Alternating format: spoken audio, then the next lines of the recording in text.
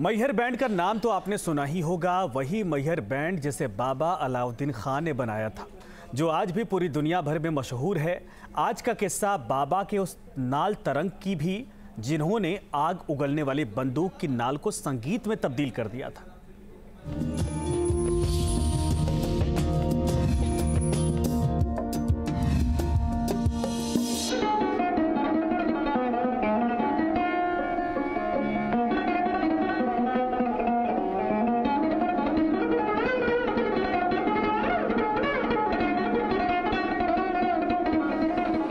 मैहर दो बातों के लिए मशहूर है, एक है मां शारदा का मंदिर और दूसरा बाबा अलाउद्दीन खान।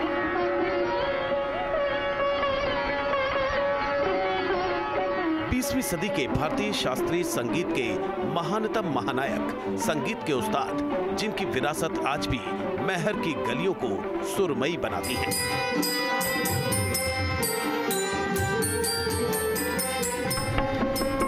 उनका ताल्लुक तो बंगाल से था, लेकिन 20वीं सदी की शुरुआत में मैहर की रूह बन गए।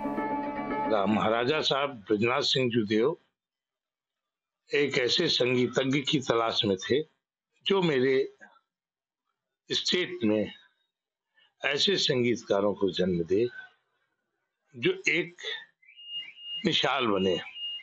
इसी तारतम्य में इनके यहाँ दीवान थे नागेंद्र नाथ मजूमदार। वह कलकत्ता के रहने वाले थे। उन्होंने बाबा को कलकत्ते में देखा। बाबा बोले ठीक है, कल मैं बताऊंगा। और रात में उन्हें स्वप्न में दिखाई दिया कि माँ शारदे आई हैं, सफेद कपड़ा पहने हुई एक महिला आई और बोली कि तू चल। मैहर में रहते हुए बाबा ने कई रागों की रचना की। उसी दौरान उन्होंने नल तरंग का आविष्कार भी किया। नल तरंग के बनने का किस्सा भी दिलचस्प है। एक बार महाराजा साहब के यहाँ कारखाना भी था, जहाँ औजार भी बनते थे और वाद्य भी बना करते थे। वहां से गुजर रहे थे तो एक नाल पड़ी हुई थी, उसमें उनका पैर टकराया और एक साउंड हुआ। उस साउंड से प्रभावित होकर बाबा के मन में एक प्रेरणा मिली ईश्वर से कि हो सकता है इससे कुछ नया वाद्य का निर्माण हो सके। निवेदन किया कि महाराज साहब, अगर मुझे बंदूक मिल जाती तो बहुत अच्छा। फिर कहीं उन्होंने 22-23 नालों को निकाला जिनमें सुर दिखाई दिया और बाबा ने उन नाल को काटकर एक नया वाद्य का निर्माण किया। और एक विचारणीय विषय है कि जिस बंदूक की नली का प्रयोग मनुष्य के जीवन के हरण के लिए किया जाता है, उस बंदूक की नली को उस्ताद बाबा अलाउद्दीन खान साहब ने स्वरबद्ध किया और उस स्वर से ईश्वर तक का मार्ग उस्ताद बाबा अलाउद्दीन खान साहब ने निर्मित किया। आगे चलकर बाबा अलाउद्दीन खान ने भारतीय संगीत के सबसे बड़े घरानों में से एक मैहर घराने की नींव रखी। इस घराने का नाम मैहर स्टेट के नाम पर पड़ा। बाबा अलाउद्दीन खान की एक और बड़ी उपलब्धि थी मैहर बैंड का गठन, जिसने एक मुश्किल वक्त में मैहर को संगीत से रोशन किया और आज भी रोशन कर रहा है।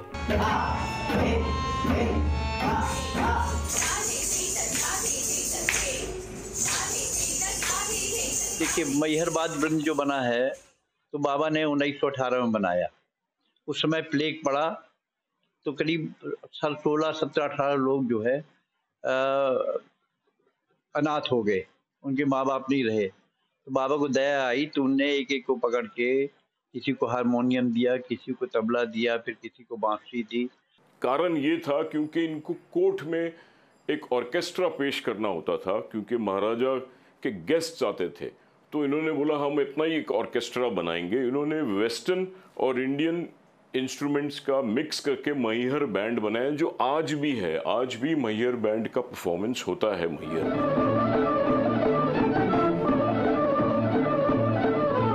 कोशिश कर रहे हैं कि सेनिया घराने की और बाबा अलाउद्दीन खान साहब की बंदिशों को बचाने का प्रयास, और इतनी बंदिशें, दुर्लभ जो बंदिशें हैं, उसको सभी में मतलब प्रसारित हो सके सभी को, क्योंकि इसको बजाने वाला कोई नहीं है। तो मुझे लगा इसको बढ़ाना चाहिए, ख़त्म हो रहा है। इसलिए मैंने नलतरंग को चुना। बाबा अलाउद्दीन वैसे तो सरोद वादक थे, लेकिन कहते हैं कि वे 200 से ज्यादा भारतीय और पश्चिमी वाद्य यंत्र बजाते थे। सितार वादन और ध्रुपद गायकी में तो वो बड़े उस्ताद थे।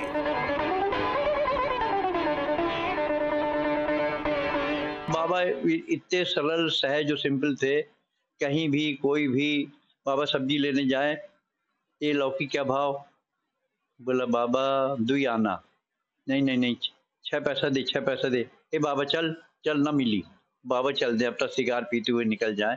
उनमें कभी मैंने किसी तरह का एटीट्यूड नहीं देखा। मेरे जस्ट पीछे जो यह भवन दिख रहा है, यह बाबा का और उनकी पत्नी का मकबरा है, जो उनके पुत्र ने ही बताया था। ये जो बाबा का घर है उसको मदीना भवन बोलते हैं, और बाबा उसको शांति कुटीर उसका नाम रखे हुए हैं। बाबा के कमरे में गुरु नानक देव जी से लेके भगवान शंकर, हनुमान, राम, सब देवी देवताओं की फोटो लगी हैं। बाबा अलाउद्दीन की एक भरी पूरी शिष्य परंपरा है, जहां पर आज की नामचीन हस्तियों ने बाबा अलाउद्दीन की छाया तले संगीत की सुर साधना की। मैहर में पंडित रविशंकर जी, अली अकबर खान साहब, अन्नपूर्णा जी क्लासिकल म्यूजिक सीखे, और शादी भी मैहर में फर्स्ट मैरिज रविशंकर जी और अन्नपूर्णा जी की हुई। बाबा अलाउद्दीन 1971 में चले गए, लेकिन मैहर आज भी उनके संगीत से आबाद है। आज भी मैहर के माहौल में उनकी सुर लहरियां गूंज रही हैं। Team news nation.